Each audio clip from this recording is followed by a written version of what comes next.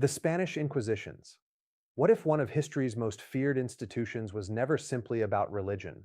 What if the Spanish Inquisition, remembered for its prisons, interrogations, and terrifying reputation, was also one of the greatest political tools ever created? For centuries, its very name inspired fear across Europe. Even today, the words Spanish Inquisition immediately bring to mind images of shadowy courtrooms, whispered accusations, and lives destroyed by suspicion. But the truth behind this infamous institution is far more complicated and in many ways even more disturbing. According to historians at the Encyclopedia Britannica and research preserved by the National Archives, the Spanish Inquisition operated for more than 350 years after its establishment in 1478. Tens of thousands of people were investigated, while thousands faced execution or severe punishment.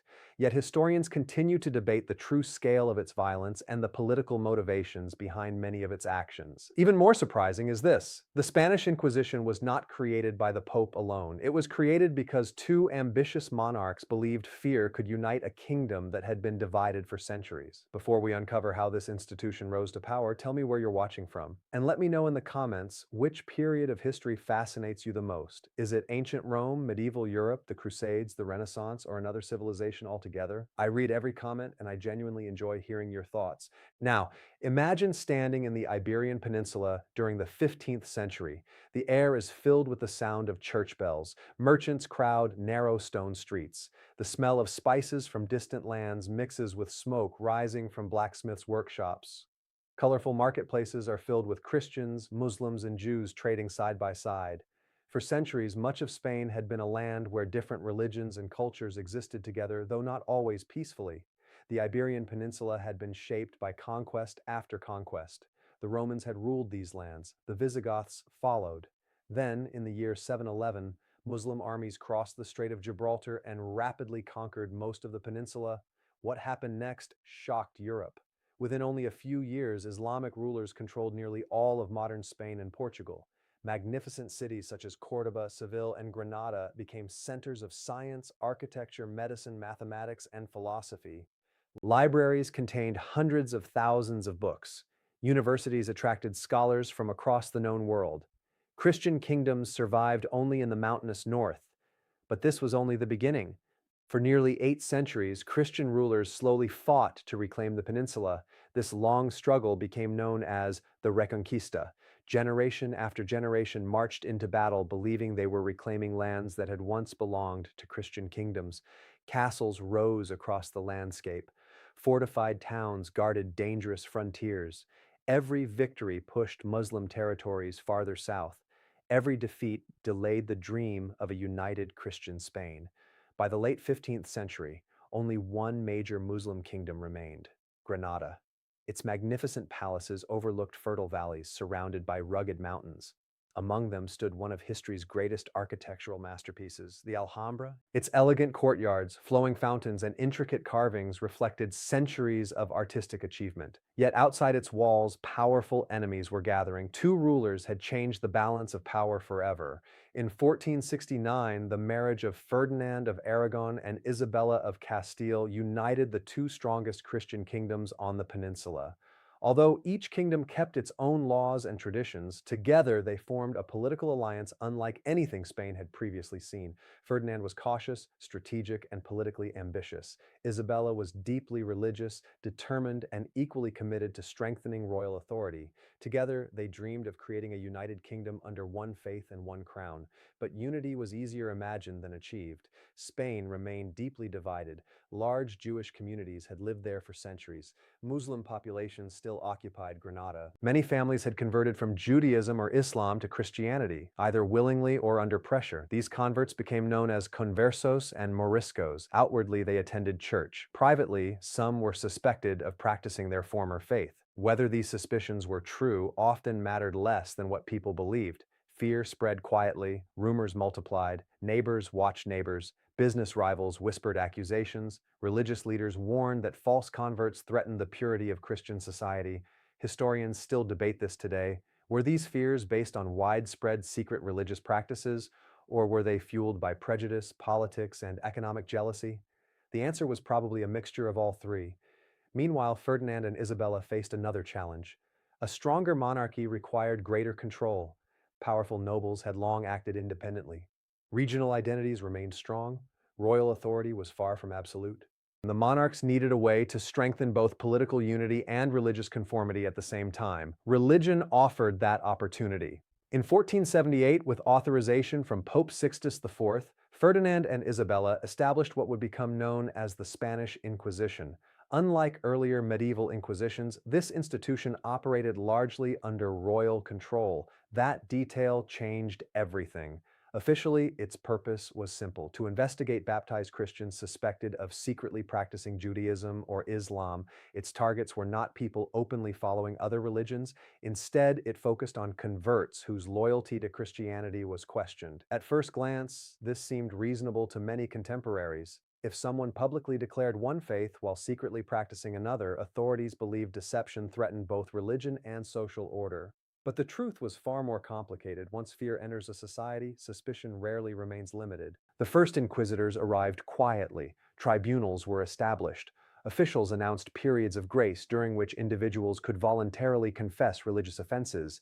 Those who confessed early often received lighter punishments. But after these grace periods ended, investigations intensified. People soon realized that almost anyone could become the subject of an accusation. Anonymous witnesses were permitted. Names of accusers were often concealed. This secrecy created an atmosphere unlike anything Spain had experienced before. Imagine walking through your village. You greet familiar faces. You attend church every Sunday. You believe your family has nothing to hide.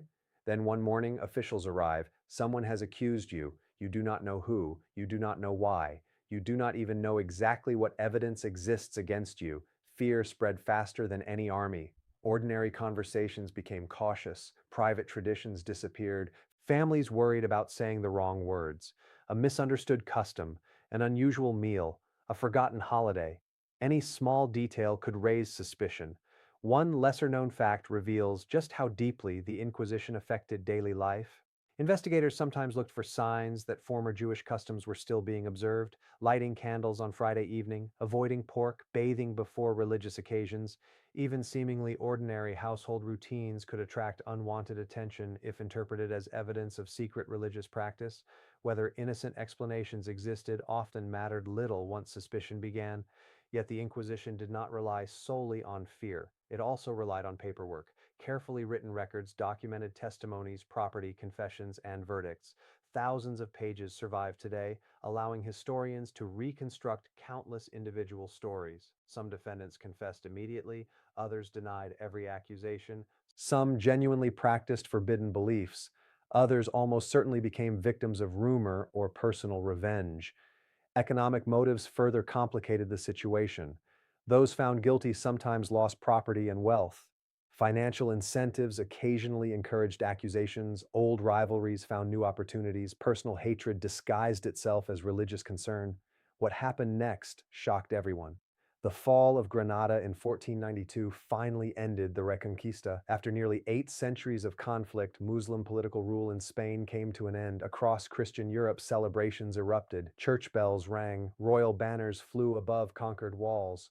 Ferdinand and Isabella stood victorious. Yet in that very same year, another decision would transform Spain forever. A royal decree ordered Jews who refused conversion to leave the kingdom. Families faced impossible choices: convert, leave behind generations of history, or abandon nearly everything they owned. Thousands departed, others converted. Some hoped conversion would guarantee safety. Many soon discovered it did not. Because once suspicion becomes a weapon, conversion alone cannot always erase doubt. And standing behind this rapidly expanding institution was a man whose name would become forever linked with fear. His influence would shape the Spanish Inquisition more than anyone else. His methods would become legendary. His reputation would survive for centuries. His name was Tomás de Torquemada. What happened after his rise would make the Spanish Inquisition one of the most feared institutions in European history. The rise of Tomás de Torquemada marked a turning point that transformed the Spanish Inquisition from a newly established institution into one of the most feared systems of investigation in European history. Born into a deeply religious family, Torquemada entered the Dominican order at a young age. Intelligent, disciplined, and unwavering in his beliefs, he became convinced that religious unity was essential for the survival of Spain. To him, heresy was not simply a theological mistake, it was a threat capable of destroying an entire kingdom from within. In 1483, Ferdinand and Isabella appointed Torquemada as the first Grand Inquisitor of Spain. The decision would change countless lives. Almost immediately, he reorganized the Inquisition into a highly centralized institution. Tribunals expanded into major cities across Castile and Aragon. Officials received standardized procedures, detailed records were kept. Investigators traveled from town to town, collecting testimony and searching for evidence of religious deception. For many ordinary people, life changed almost overnight. Churches announced an edict of faith, listing practices considered suspicious. Citizens were encouraged, even expected, to report anyone they believed was secretly practicing Judaism or Islam after converting to Christianity. Imagine standing inside a crowded church. The priest reads a long list of forbidden practices, keeping certain religious holidays, reciting unfamiliar prayers, refusing particular foods, performing rituals inherited from parents or grandparents. As the words echo through the stone walls, people begin looking around the room. Who might be guilty? Who has been hiding the truth? Fear quietly replaces trust. The truth was far more complicated. Not every accusation came from genuine religious concern. Some came from jealous neighbors, others from business competitors. Old family disputes suddenly became matters of faith, a disagreement over land, a financial debt, a personal insult. Almost any conflict could evolve into an accusation before the Inquisition. Once a person was arrested, uncertainty became their greatest enemy. Prison cells were cold and silent. Days blended into weeks. Many prisoners did not know exactly who had accused them. They often had limited opportunity to confront witnesses. Investigators compared testimonies, searched for inconsistencies, and demanded explanations. Some prisoners confessed quickly, hoping for mercy. Others insisted upon their innocence until the very end. Modern historians continue debating how frequently torture was used. Contrary to popular legend, torture was regulated by legal procedures and was not applied in every case.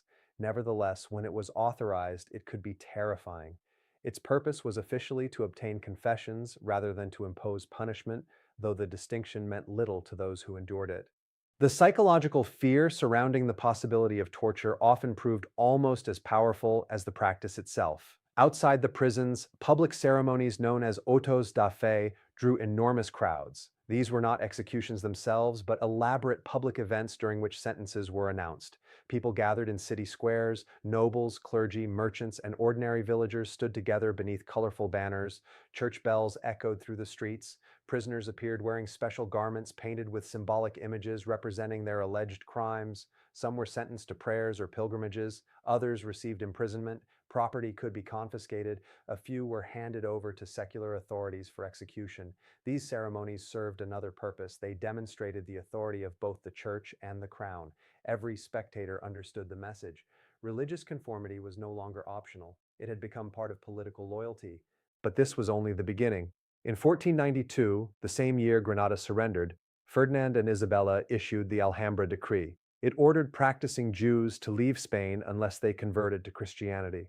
Historians estimate that tens of thousands departed, while many others chose baptism in hopes of remaining in their homeland. For countless families, the decision was heartbreaking. Some sold homes for a fraction of their value, others abandoned businesses built over generations. Parents watched children leave behind the only country they had ever known. Roads leading out of Spain filled with refugees carrying whatever possessions they could manage. Those who converted often believed their suffering had ended. Instead, suspicion frequently followed them. Many conversos found themselves under constant observation. Were they genuine Christians, or were they secretly practicing Judaism behind closed doors? The answer often depended less on evidence than on public perception. One lesser-known fact illustrates the atmosphere of the time. Certain families stopped preparing traditional meals simply because familiar recipes might attract suspicion. Others abandoned customs that had nothing to do with religion, fearing they might be misunderstood. Fear reached into kitchens, dining tables, and family gatherings. It reshaped everyday life. Torquemada believed these measures protected Christianity. His critics argued they spread fear throughout society. Historians still debate the extent of his personal responsibility for every action carried out during his tenure. What remains certain is that his name became permanently associated with the Spanish Inquisition. Meanwhile, Spain itself was becoming richer than ever before. Christopher Columbus had crossed the Atlantic in 1492 under the patronage of Ferdinand and Isabella. New territories promised unimaginable wealth. Gold and silver would soon flow into Spanish ports. The kingdom was transforming into a global empire. Yet even as ships returned from the Americas, the Inquisition remained active at home. Its mission gradually expanded. Attention turned toward Protestants after the beginning of the Protestant Reformation. Mystics, scholars, printers, and even members of the clergy occasionally came under investigation. Books were examined, ideas were scrutinized, knowledge itself became something authorities believed required careful supervision. What happened next shocked everyone. Rather than fading away after its early successes, the Spanish Inquisition became woven into the fabric of Spanish government. Its influence extended across generations. Kings came and went, wars reshaped Europe, empires rose overseas, yet the tribunals continued operating. By the middle of the 16th century, Spain stood at the height of its power. But beneath the glory of empire, another struggle was unfolding. New religious movements were spreading across Europe. The Protestant Reformation threatened the religious unity that Ferdinand, Isabella, and Torquemada had worked so hard to establish. Soon, the Spanish Inquisition would face its greatest challenge yet, and its response would leave an even deeper mark on history. Before we continue, if you're enjoying this journey into one of history's most controversial institutions, consider liking this video and subscribing to the channel. It helps us create more in-depth documentaries exploring the forgotten stories, mysteries, and turning points that shaped our world. Because the most dramatic chapter of the Spanish Inquisition was still to come.